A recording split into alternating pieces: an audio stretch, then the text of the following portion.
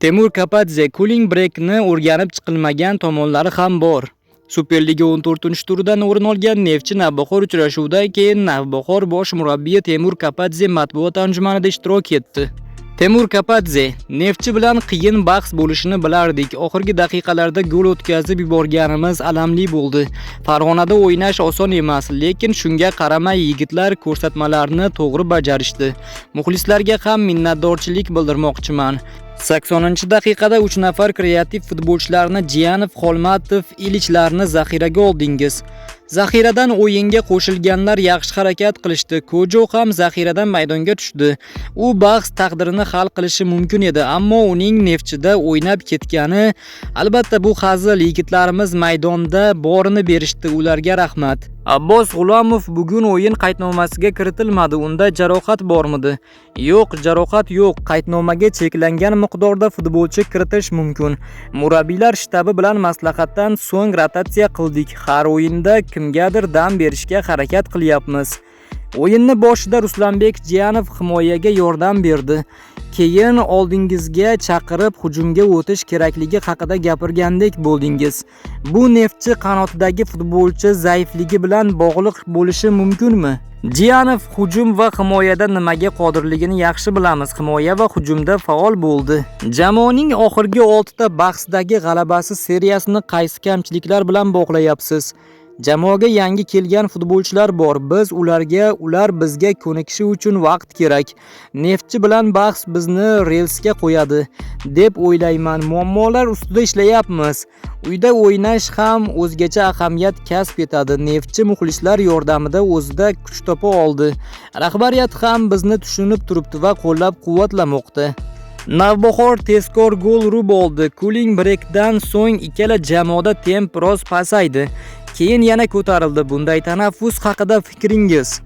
Havo salqinroq bo'lganida olib tashlashsa kerak, yana ham bilmadim. Chunki biz ham dunyo futboliga moslashyapmiz. Hozir darvozabon to'pni o'yinga kiritishi, jarima zarbasi hammasi soniyasigacha hisobga olingan. Bu narsa tempni ko'taradi. Tanaffus esa yigitlarga biroz tin olishga yordam beryapti, lekin jarohat olgan futbolchi tezda o'yinga qayta olmayapti. Atayin yotib olgan bo'lsa tushunish mumkin, biroq rostdan shikastlangan futbolchi sabab jamoa qanchadir vaqt bir kishi kam bo'lib qolyapti. Bu tomonlar o'rganib chiqilmagan.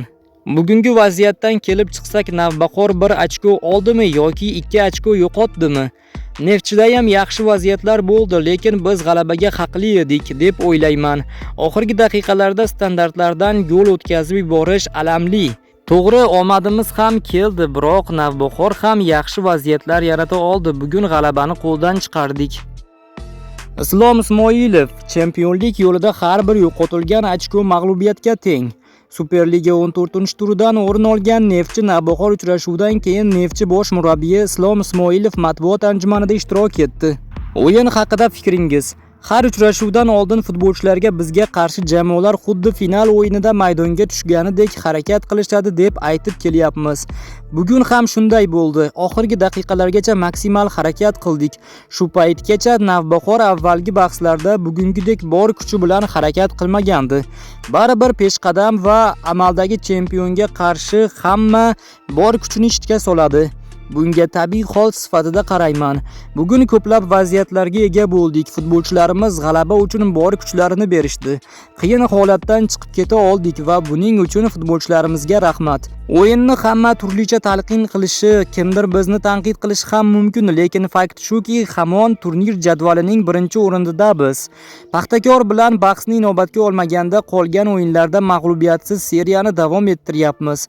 Ishlashda davom etamiz. Mavsumni peshqadam sifatida yakunlash uchun yana ham ko'proq mehnat qilamiz. Yovan Jokichning jarohati haqida. Unda oldingi jarohati yana qaytadan takrorlandi va yaqinda operatsiya jarayonini o'tkazadi. Shifokorlar operatsiyadan keyingi tiklanish uchun 3 oy davom etishini taxmin qilishmoqda. Unga sog'lik tilab qolamiz. Yaqin oradagi rejalar qanday? Transfer borasida ishlar ketyaptimi? Klubimiz bu borada ish olib boryapti. Toki rasman shartnoma tuzilmaguncha yangilarni e'lon qilmay turamiz. Elit Osiyo Chempionlar Ligasida munosib ishtirok etish uchun tarkibni kuchaytirishga harakat qilamiz. Bugungi natija mag'lubiyatga teng durangmi yoki g'alabaga teng durangmi? Albatta, chempionlik yo'lida har bir yo'qotilgan ochko mag'lubiyatga teng hisoblanadi. Navbahor bugun yaxshi harakat qildi, buni inkor etmayman, lekin biz ham yaxshi o'ynadik. Ko'p imkoniyatlar yaratdik. Ikkinchi taymda ko'proq hujum qildik. Shundan so'ng raqib qarshi hujumlarda o'ynadi.